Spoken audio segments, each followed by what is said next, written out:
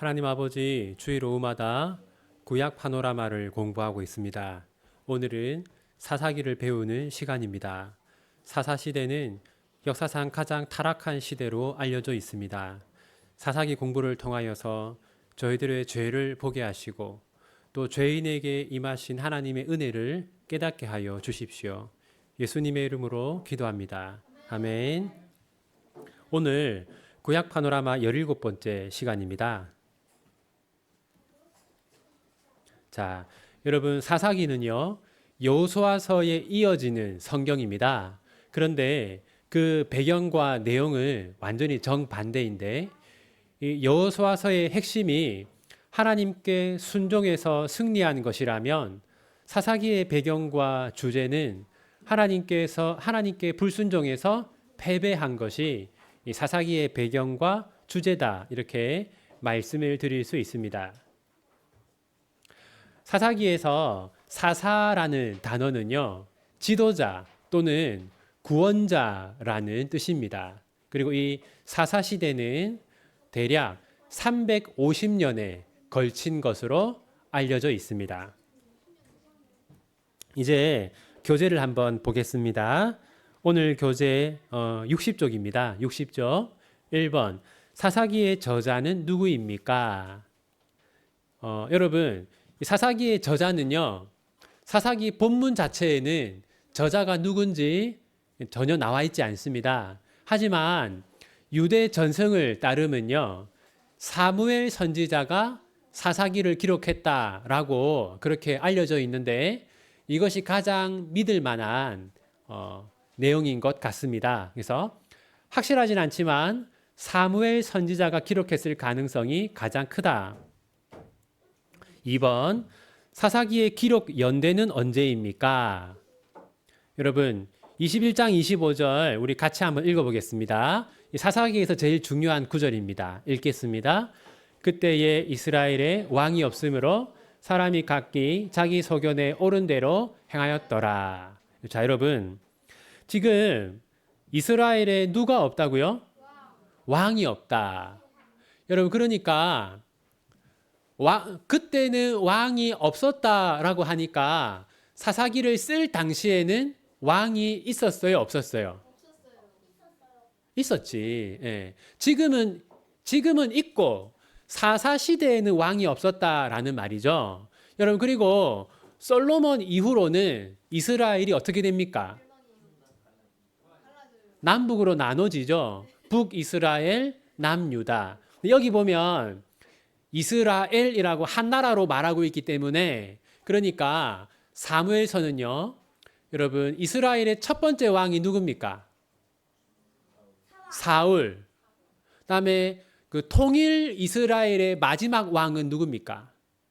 솔로몬. 그러니까 사울부터 솔로몬, 그 사이에 이 사사기를 기록한 겁니다. 그렇다면 여러분, 이 시대에 가장 활발하게 활동한 선지자가 누굽니까? 사무엘이죠. 네, 그런 점에서 사사기는 이 사무엘이 기록했을 가능성이 가장 크겠죠. 사사기의 기록 연대는 사울, 다윗, 솔로몬, 이때 사사기가 기록되었다. 3번, 사사기의 배경과 주제는 무엇인가? 먼저 배경. 여러분, 이스라엘이 레위 지파를 빼고 모두 몇 개의 지파입니까? 12개의 지파죠. 12개의 지파인데 사사시대에는요, 이 12개의 지파가 하나로 연합되어 있지 않았어요. 여기 한번 보십시오. 여기 보면 길르앗 사람들이 누구랑 싸웠어요? 길르앗 사람들이 에브라임 사람들과 싸웠죠. 길르앗은 므낫세 지파를 말합니다. 므낫세 지파. 그런데 이 므낫세 지파가 에브라임 지파와 싸웠다는 겁니다.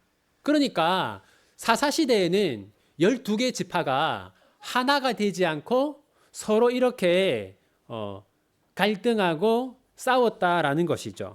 그러니까 각 지파별로 각자 도생하던 시대가 사사시대다라는 겁니다. 그 다음 주제가 뭐냐? 여러분, 이스라엘의 왕이 누굽니까? 여기 지금 이단이 하나 탄생했어요. 여러분, 이스라엘의 왕이 누굽니까?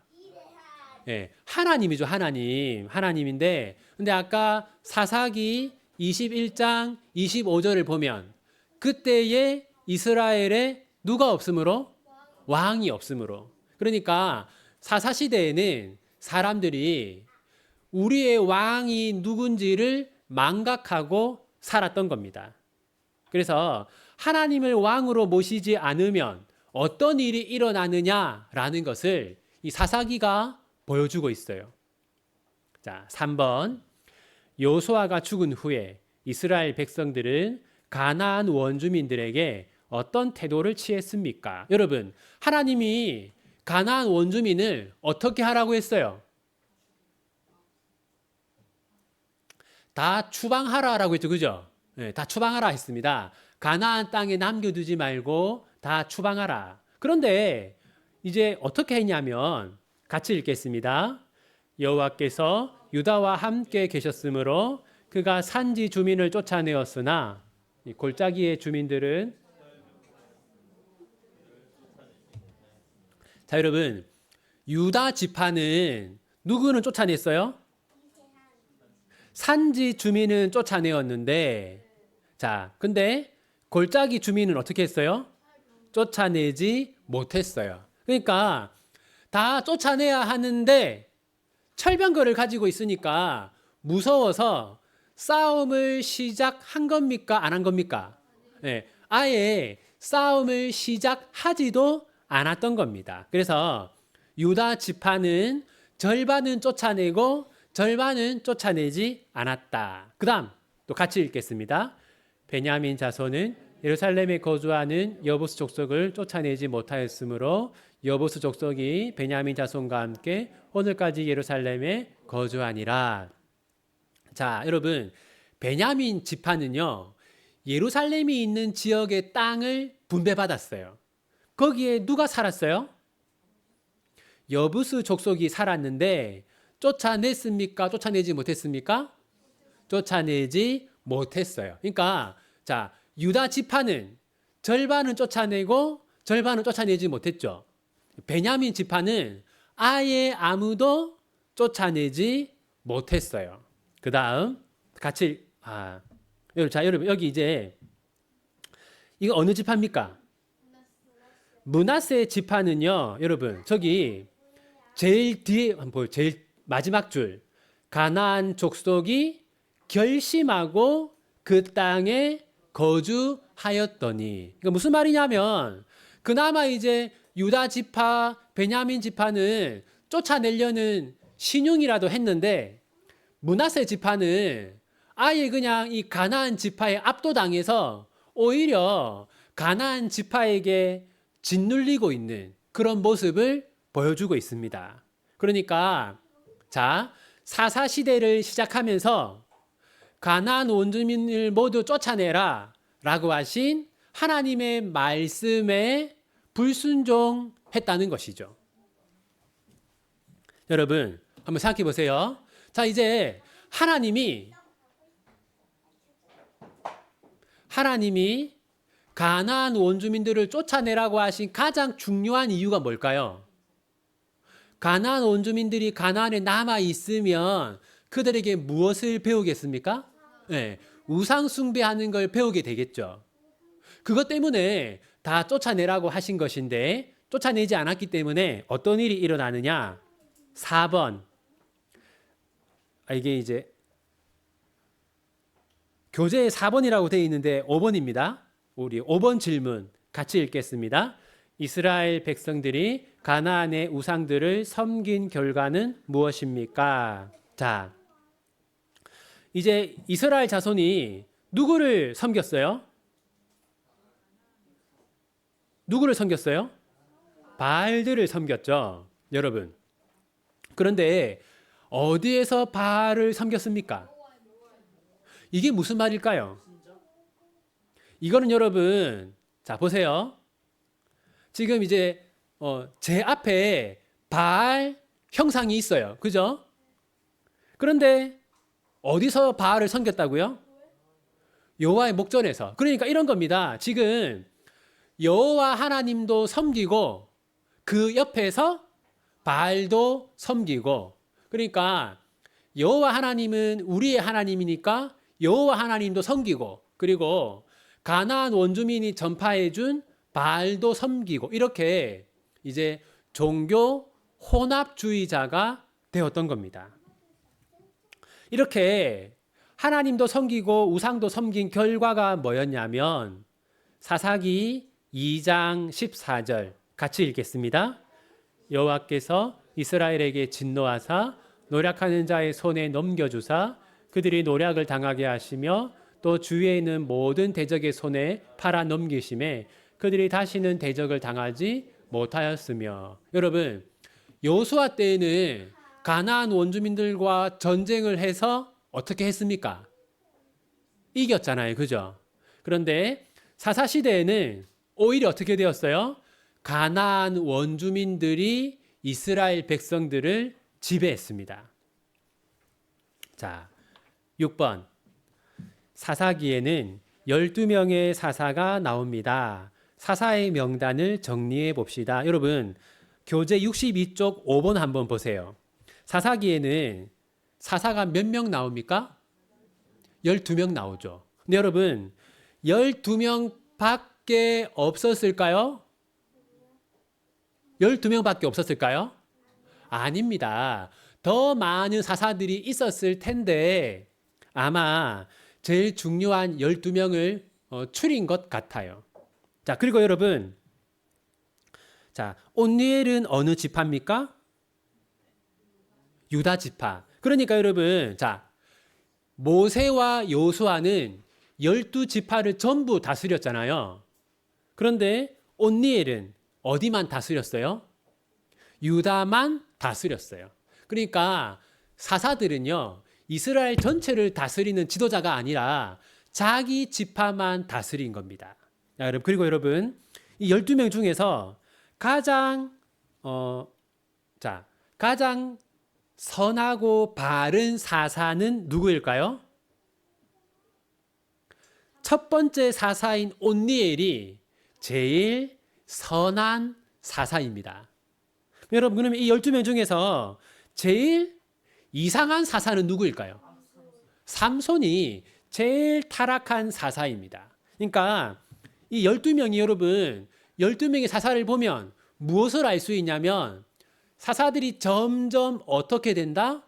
네, 타락한다는 걸 알 수 있어요. 그러니까 이 사사들은 이스라엘 백성들이 하나님께 돌아오도록 해야 되는데 시간이 지나니까 사사들도 타락했다는 것을 알 수 있습니다. 자, 그다음 7번. 사사기에는 5번 반복적인 구조가 있습니다. 그 구조는 무엇입니까? 여러분, 자, 이 한번 적어 놓으세요. 사사기의 악순환 사이클.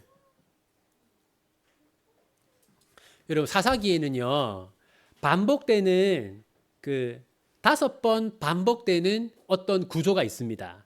이것을 사사기의 악순환 사이클이라고 해요. 그게 뭐냐면요. 자, 한번 그림을 보세요. 이스라엘 백성들이 하나님께 죄를 짓습니다. 이게 1번. 2번은 뭐냐? 그러면 하나님이 가나안 원주민들에게 고통을 받게 하세요. 그럼 3. 그럼 이제 이스라엘 백성들이 고통 중에 하나님께 기도합니다. 그럼 4. 그럼 하나님이 사사를 보내서 평화를 주세요. 그럼 5. 이제 사사들을 통해서 평화를 누리게 되면 또 하나님을 망각하고 우상을 숭배해요. 그러면 또 압제를 당하고, 그럼 또 기도하고, 또 구원하시고, 또 망각하고.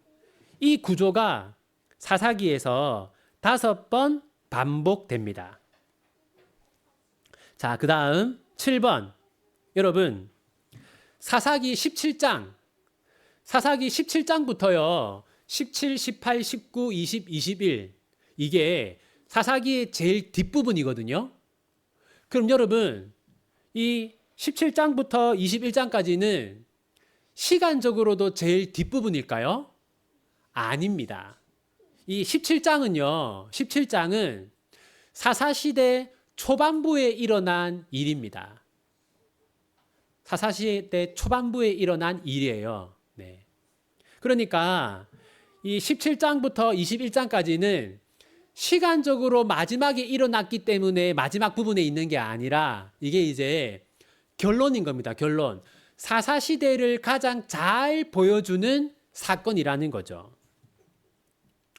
자, 여러분 여기에 이제 결론 부분에 두 개의 사건이 나옵니다. 첫 번째는 미가와 레위인 사건.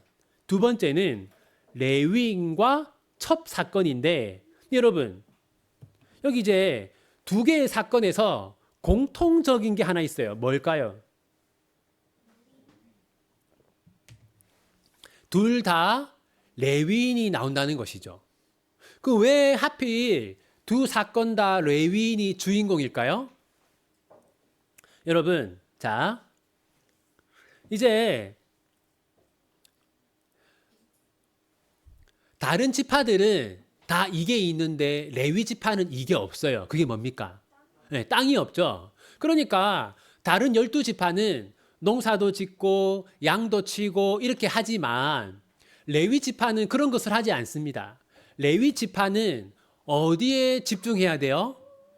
네, 이제 제사를 드리고 예배를 드리고 여기에 전념해야 하는 사람들입니다. 그러니까 누구보다 예배에 힘쓰고 율법을 지키며 살아야 하는 사람들이 레위인인데 그런데 이제 그렇게 거룩하게 살아가야 할 레위인마저 타락했다라는 걸 이제 여기서 보여주는 것이죠. 여러분 17장 13절 우리 함께 읽겠습니다. 이에 미가가 이르되 레위인이 내 제사장이 되었으니 이제 여호와께서 내게 복 주실 줄을 아노라 하니라. 여러분 이 말씀을 보면 이상한 점이 두 개가 있습니다. 뭐가 이상할까요?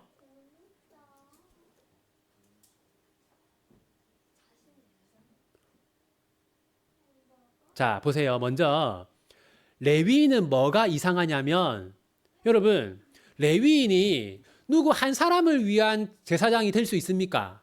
아니죠. 그런데 지금 이 레위인은 미가 한 사람을 위한 제사장이 되었어요. 그러니까 미가가 내가 돈 많이 줄게 이러니까 이 레위인이 미가 한 사람을 위한 제사장이 되었어요. 이게 이상한 겁니다. 그 다음에 두 번째, 여러분 지금 이 미가는요 레위인을 뭐 하고 있습니까? 고용하고 있죠. 내가 널 고용해서 내가 너에게 돈을 많이 줄 테니까 나에게 복을 빌어라. 이렇게. 근데 여러분 레위인을 이렇게 고용하면 하나님께 복을 받을까요? 이거 율법을 어기는 거기 때문에 벌을 받겠죠. 그런데 뭐라고 합니까? 지금 하나님이 내게 복을 주실 거다 이렇게 말하고 있어요. 자, 그러니까 여러분 이 사건을 보면 뭘 알 수 있냐면 사사시대에는 레위인들이 어떠했다? 레위인들도 타락했다. 그 다음에 이스라엘 백성들은 하나님에 대한 지식이 있었다 없었다? 없었다. 이걸 알 수 있고 자, 두 번째 19장 1절 2절 같이 읽겠습니다. 이스라엘에 왕이 없을 그때에 에브라임 산지 구석에 거류하는 어떤 레위 사람이 유다 베들레헴에서 첩을 맞이하였더니 그 첩이 행음하고 남편을 떠나 유다 베들레헴 그의 아버지의 집에 돌아가서 거기서 넉 달 동안을 지내매. 여러분 자 여기 보면 또 이상한 게 하나 있습니다. 뭐가 이상합니까?